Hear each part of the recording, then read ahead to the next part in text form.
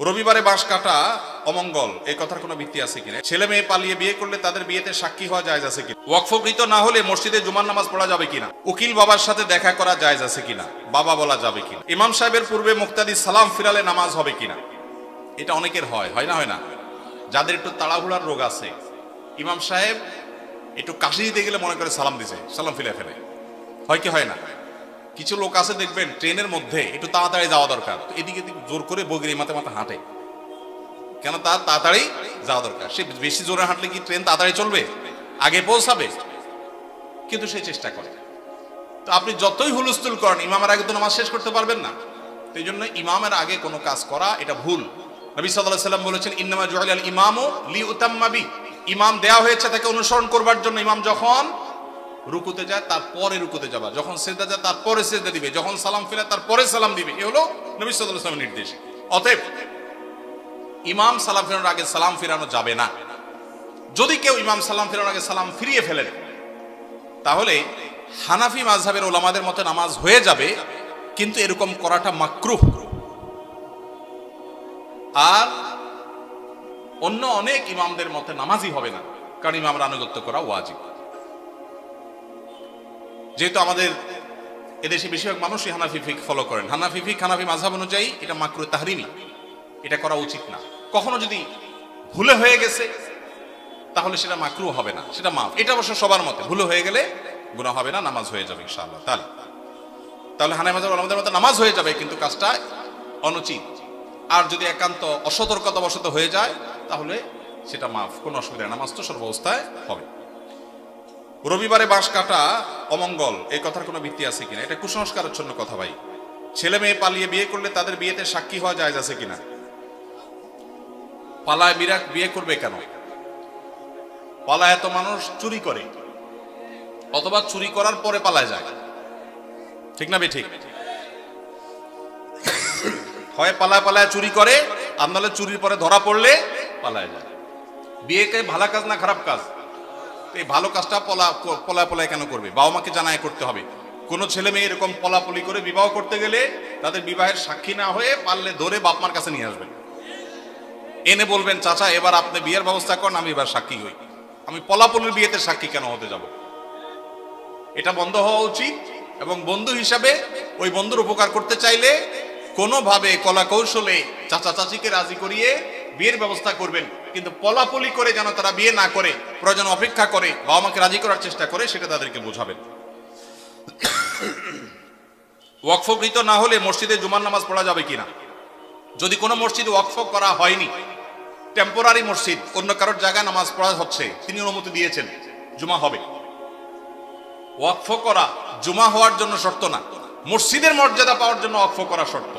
ইতিকাফের জন্য মসজিদের মর্যাদা পাওয়া শর্ত, ওয়াকফ করা শর্ত। কিন্তু জুমা টেম্পোরারি কোনো জায়গায় কেউ ভাড়া দিয়েছেন বা অনুমতি দিয়েছেন, বা আপনার কোনো ফ্ল্যাটে মসজিদে কোনো বিশেষ পরিস্থিতি যাওয়ার পরিবেশ নাই, অথবা বিদেশে মসজিদ দূরে কোনো শহরে মসজিদ নাই, তখন যে কোনো জায়গায় ওই জায়গার মালিকের অনুমতি থাকলে, বাধা না থাকলে, সেখানে জামাতে জুমার নামাজ পড়া যাবে।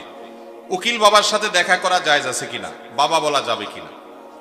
উকিল বাবা হলো 2 নম্বর বাবা।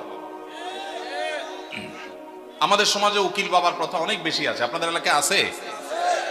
এটা হলো 2 নম্বর বাবা, নকল বাবা। নকল, এই নকল বাবা হওয়াও জায়েজ নাই, এই নকল বাবা বানানো জায়েজ নাই। ভাইরা আমার, বিয়ে শাদীতে আমাদের দেশে মনে করা হয় যে একজন উকিল বাবা লাগে, এরকম একটা ধারণা আছে না নেই? মেয়ের ইজিন আনার জন্য গায়রে মাহরাম একজন উকিল বাবা হয়, অনেক সময় যায় অনুমতি আনে। এইভাবে উকিল বাবা বানানো পরিষ্কারভাবে হারাম, পরিষ্কারভাবে। মুরব্বীরা ভালো করে শুনে রাখেন, যারা যারা উকিল বাবা আছেন, এই বাবাগিরি ছেড়ে দেন। বাংলাদেশে বাবার কোনো শেষ নাই। খাজা বাবা, উকিল বাবা, ন্যাংটা বাবা, কত বাবা আছে। আল্লাহ তাআলা এই সমস্ত নকল বাবা থেকে আমাদেরকে হেফাজত করুন। বিয়ে উপলক্ষে কোনো উকিল বাবা টাবা চলবে না। নিজের বাবা বেঁচে থাকলে সেই বাবা তিনি নিজের সন্তানের বিয়ে দিবেন, ব্যাস। মেয়ের অনুমতি বাবা আনতে যাবেন। জাজ্জল্যমান বাবা উপস্থিত, আগাগোড়া 5 হাতি বাবা আছে, এরপরও দেখা যায় আরেকজন উকিল বাবা সেজে সেখানে নাটক করতে যায় অনুমতি আনার জন্য। এই নাটক করা জায়েজ নাই, পরিষ্কারভাবে হারাম, পর্দাহীনতার কারণে। বিশেষ করে গায়রে মাহরাম কেউ যখন উকিল বাবা সাজে, ওই মেয়ে সারা জীবন তারে বাপ ডাকে, খানা খাওয়ায়, এটা আমাদের সামাজিক মানে একটা কুসংস্কার বলতে পারেন, এর সাথে ইসলামের কোনো সম্পর্ক। যুবকরা বিয়েতে কোনো উকিল বাবা যেন না থাকে। মুরব্বীরা যারা যার যার বিয়ের উকিল বাবা আছেন, আল্লাহর হস্তে বাবাগিরি ছেড়ে তওবা করে আল্লাহর কাছে চলে আসেন, চেষ্টা করবেন তো ইনশাআল্লাহ। এই উকিল বাবার নাম দিয়া পর্দাহীনতা 2 নম্বরই হাজারটা জিনিস হয়। নিজের বাবারই খবর নাই, কিসের আবার উকিল বাবা? হ্যাঁ, উকিল বাবার লগে বললো ভাগছে কোন মেয়ে? আল্লাহ মাফ করুক আমাদেরকে। ওই যে বেশরিয়তি কাজ করলে তো একটা না একটা অঘটন ঘটবেই, এই জন্য এই সমস্ত অন্যায় কাজ করা যাবে না। জনাব, আমার ভাগ্নির একটা ছেলে ও মেয়ে, 3-4 বছরের বাচ্চা আছে। তার স্বামী ঝগড়া অবস্থায় তালাক শব্দ ব্যবহার করেছে। সবাই এই সংসার মিলায়া দিয়েছে 2 বছর পূর্বে। এখন আবার গত 20 দিন আগে 3 তালাক ঝগড়া অবস্থায় দিয়েছে। এখন তওবা পড়ে নেওয়া যাবে কিনা জানাবেন। তালাক হলে মসজিদে হারামের শেখ সুদাইস সহ অন্য যত ইমাম সাহেবরা আছেন, ওনারা সবাই যদি এনে ওনাদেরকে আনানো হয়, ওনারা আসার পরও যদি জামাই বউকে তওবা পড়ায় দেয়, তারপরও সে বিয়ে টিকবে না। এই মাসআলাতে পৃথিবীর কোনো আলেমের কোনো ভিন্ন মত নাই। তালাক যদি হয়ে যায়, তওবা দিয়া সেটা কখনো রিকভার হয় না। এটা হলো ছুরি মারার মতো। দিলাম ছুরি মেরে, এরপরে তওবা করলাম, সরি বললাম, জিব্বা কামড়াইলাম, ইমাম সাহেব এসে আমার তওবা পড়াইলো, উনি তো জীবিত হয়ে যাবে না? হবে? সালাতুন জিদ্দুহুন্না জিদ্দুন ওয়া হাজলুহুন্না জিদ্দুন। আমার অনেক দিনের একটা শখ, তালাক নিয়ে একটা ওয়াজ করব, 2 ঘন্টার একটা ওয়াজ করব। কারণ এদেশে ঘরে ঘরে চুন থেকে নুন খসলেই তালাক দিয়ে দেয়। এরা হলো ছোট লোক। এরা কোন লোক? কথায় কথায় যারা স্ত্রীকে তালাকের কথা বলে, এই পুরুষগুলো হলো ছোট লোক। মহিলাদের খুশি হওয়ার কারণ নাই।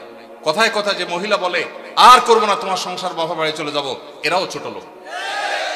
আল্লাহ তাআলা আমাদেরকে এই ছোট লোক থেকে বাঁচার তৌফিক নাসিব করুন। নির্লজ্জের মতো কিছু হলে তালাকের কথা বলে। আমি এই ঘটনা বহু জায়গায় বলছি। আমার এক হুজুর ছিলেন, তালাকের মাসালা জিজ্ঞাসা করতে আসলে আগে ধরে কষায়া পিটা দিতেন, এরপরে মাসালা দিতেন। এখন এই মাসালা যার জন্য জিজ্ঞাসা করছেন, এই আমলটা আমি করতে পারতাম তো। আসেনি এখানে আসামি? আসেনি? ভাইগা গেছে? আসামি বলে ভাগছে প্রশ্ন দিয়ে। ভাইরা আমার, চুন থেকে নুন খসলে তালাক দেওয়া জঘন্য অপরাধ, খুবই খারাপ অভ্যাস। যুবক ভাইরা, বউয়ের সাথে ঝগড়া লাগলে আমি বলি, পারলে একটা চিমটি দিয়েন, একটা ধাক্কা দিয়ে দিয়েন, আল্লাহর রাস্তায় তালাক দিয়েন না। চিমটি ধাক্কা যদি বেশি দেন, ব্যথা বেশি পায়, আপনার বিচার করা যাবে, এটার একটা রিকভার করা যাবে, তওবা টবায় কাজ হবে। কিন্তু তালাক দিয়া বসছেন, তওবায় কাজ হবে না। এই মাসআলায় তাদের সংসার করা না করার বিষয়ে এলাকার বড় আলেম বা বড় মাদ্রাসা গিয়ে কি ঘটছে পুরো বিস্তারিত জেনে তারপর উত্তর নেবেন। কারণ কোন বিশেষ কেস নিয়ে আমরা প্রশ্নোত্তর এরকম সেশনে উত্তর দেই না যে হ্যাঁ আর সংসার নাই বা আছে। কারণ তালাকের মাসআলায় ভাবে উত্তর দেওয়া যায় না, পুরো ডিটেইল জানতে হয়। এটা কোনো আলেম বা কোনো দারুল ইফতা গিয়ে কোনো ফতোয়া গিয়ে জেনেও তারপরে সেটা অনুযায়ী সমাধান করবেন। কিন্তু এইটুকু জেনে রাখেন, তালাক যদি হয়ে যায়, তওবা পড়ায় কোনোদিন তালাক টিকানো, সংসার টিকানো যায় না। এই জন্য তালাক দিতে সাবধান। কখনো মুখ ফসকের আগের চোটে তালাক দিবেন না। তালাক দিতে হলে ঠান্ডা মাথায় পরামর্শ করে ডিসিশন নিয়ে তারপরে সামনে আগাবেন।